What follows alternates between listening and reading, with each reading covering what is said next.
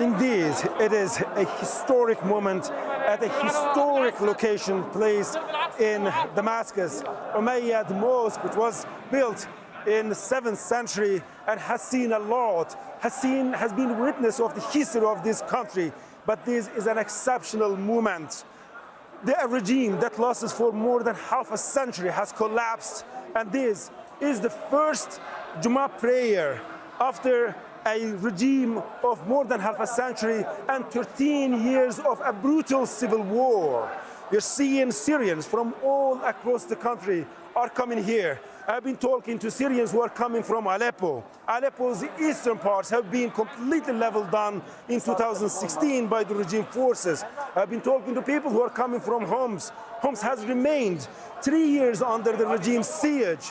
I've been talking to the people who are coming from Hama, and Hama has been massacred twice. I've been talking to people who are coming from Deir ez-Zor, from Dar'a, the people who have been imprisoned, tortured. I have been talking to the people who are coming from Rif Damascus, the East Ghouta, who have been gassed, who have been exposed to the chemical weapons of the regime. People who are coming from Khan Sheikhoun, that regime has attacked them by the chemical weapons. But that era for them is now over. They're here saying God, Syria, and freedom. So all the people from across the country, they're coming here and gathering in the very historic, the landmark mosque, the Umayyad Mosque, and celebrating that victory, hoping that new Syria is going to match their dream. Syrians indeed have paid a huge price. 500,000 people have been massacred, have been killed by the Syrian regime, by the help of the Russians and the militias. We have seen that tens of thousands of people have been tortured, have been raped, have been abused in the regime's prisons. And now, for them, for Syrians, they hope that that nightmare is over, and they are extremely hopeful for a better future, for a better Syria. Now, this is also a kind of commemoration of the fallen ones, those who could not make this day, because many Syrians who have been dreaming this day, they unfortunately could not make it, but now they're remembering them as well. Remember, just in the first weeks of the Syrian civil war in 2011, people were gathering in the mosques, and then after performing the Jum'ah prayer, they will go and march to the cities, the central squares of the city, and it continued for weeks until the regime, very much peaceful protest, by the way, until the regime started to fire on the protesters, peaceful protesters who wants a change in their country, who wants dignity. So, and since then on, this country has been ravaged by one of the most brutal civil wars, one of the longest civil wars in the history. And now they hope that this is the end. So just Jum'ah prayer has just started. You can see that on one hand, it is really an impression of appreciation on people's face, the hope, and of course, the hope that their pain is now over. This is the moment that now the Jum'ah prayer in Damascus has started. And it's not only the people who are coming from different parts of Syria, but we have seen people, Syrian refugees, coming from Lebanon, from Jordan, from Iraq, from Turkey, from all around the world. They are now pouring back to Syria. They're coming back to their homelands. They're chanting now, God, Syria, and freedom. And one of the iconic slogans that was used in the beginning of the Syrian civil war in 2011 was, people want the Assad regime gone. Now they are chanting the same slogan, people want Assad regime gone. After 13 years, paying that much of a high price, being gassed, being massacred, being raped, being refugees, and spreading all around the world. 14 million Syrians out of 24 have been either internally or internationally displaced.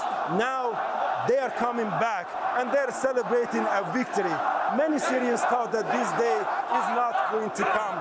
However, today, for them, is the day to rebuild Syria. And indeed, when you hear their chantings, they're saying Syria is united. Wahid, Wahid, Syria is one, and Syrians are united. And they're chanting that no one is going to be able to deepen the frictions among them, because they have paid huge prize. I've seen that Syrians, the opposition fighters, hugging each other, celebrating each other. When they were arriving to this mosque, I've seen many of people kissing the grounds, kissing the walls of the hospitals. I was just talking to a woman that has been refugees for 12 years in Lebanon, and a man that has been refugees almost for 13 years in Turkey. They were saying, well, just 2 weeks ago, that was unimaginable, that we'll meet our relatives, our loved ones in the capital city, in Damascus, and in this very much historic landmark.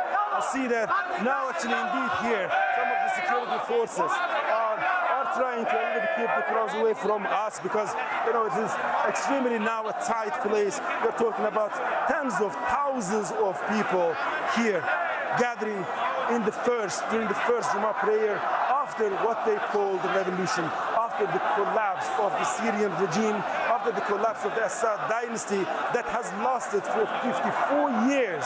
And of course, a regime, Ba'athist regime, that has lasted for over 60 years.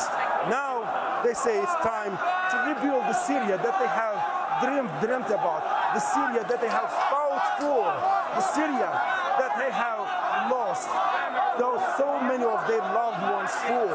So there's are the high hopes, and now you can see that thousands and thousands from different walks of the life, women, men, elderly people, young people, the children, they're all here and celebrating the victory that they believe they have deserved so very well, and they have paid such a huge price for it. Okay, Russell, we're going to jump in there. Extraordinary scenes there, tremendous scenes there in the heart of Damascus at the Umayyad Mosque. Hundreds and hundreds, thousands of people gathered there, like they are in demonstrations right across Syrian cities, at all the major squares. In Umayyad Mosque there, the gathering point, back in 2012, demonstrators tried to reach the square, and the former regime committed massacres against them. So extraordinary scenes there in Damascus. Let's go to Aleppo now, where, of course, Friday prayer is underway as well. Osama bin Javed joins us from there. Aleppo, of course, Osama, the first city to fall. How are things there?